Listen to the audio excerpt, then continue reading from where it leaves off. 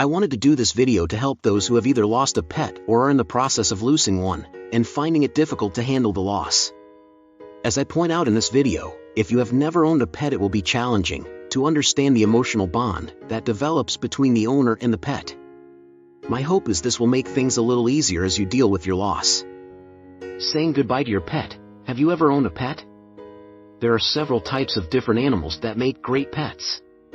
Two of the most popular pets are dogs and cats.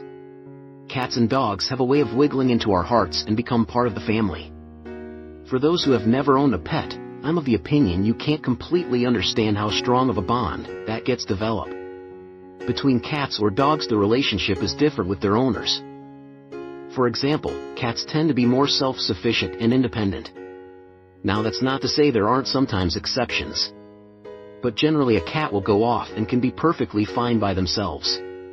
Typical behavior for a cat is something like this. They will come around to you for a quick petting, go eat some food and go off elsewhere. Now when it comes to dogs, that is another story. A relationship between a dog and his master can go in many directions. Right off the bat, dogs are different because many owners take their dog for walks. This can be a great bonding time and gives the dog a chance to get some exercise. With all of that being said, both cats and dogs work their way into our hearts and yes, become part of the family. For many dog owners, when arriving home from work, are greeted at the door by their dog. In my personal case, both my dog and even my cat would greet me when I walked through that door. Again, my experience has been my cat would sit on my lap and dog at my feet, with me giving lots of petting and talking to them. Let me clarify, the pets were not together, they were at different times in my life. Regarding my last pet interaction, it was Mr. Whiskers the cat. I worked with him, and when he needed to use the litter box, he would follow me out the back door into the yard and he would do his business, then back in. That all came about because I got tired of cleaning the litter box all the time. Dogs serve many purposes when interacting with their owner. It has been discovered that certain breeds can be trained for a handful of duties. Some dogs fall under the classification of a working dog. Some examples are police dogs and all the ways they are used to help in the duties of law enforcement. There are dogs trained to smell termites in our homes, rescue dogs where people may be buried under a collapsed building. Hunting dogs for foxes is another example, or other animals.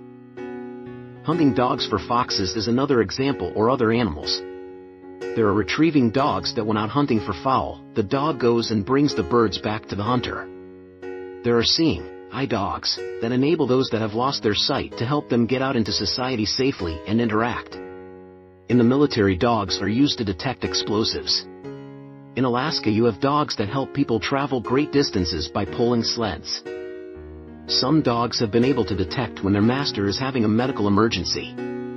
So why am I sharing all of this with you? Because there will come a time when your pet will leave you. In many circumstances, they are not just your pet.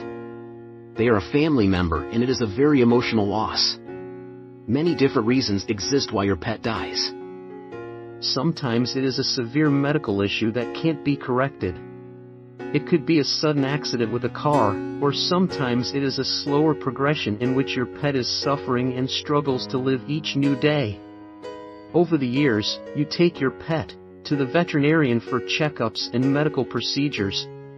The last thing you want to hear is your dog or cat has only a short time to live, and they are in pain. This can lead to some of your darkest days. In the end, you are faced with making an extremely difficult decision, but yet, is needed to be made. While focusing on your pet and their comfort, we need to put them first in our mind. This powerful phrase, "What is their current quality of life?" is too important. We tend to want to keep them with us because saying goodbye is so very hard. It is because of the love we have for our pets that we make that difficult decision and say goodbye. Some owners want to cremate and keep their dogs or cats' ashes. Keeping ashes or not, this is a personal choice. As with a great loss, things will be different and adjusting will need to be done. This is where, just like losing your spouse or a child, you will go through the firsts. The first time you come home from work and your pet won't be at the door anymore. As we deal with our loss, we are left with so many great memories. It was out of love that we were able to say goodbye. We need to focus on the wonderful times our pet gave us, and that we gave back to them. This is all perfectly natural, and over time you will be able to put things better into perspective.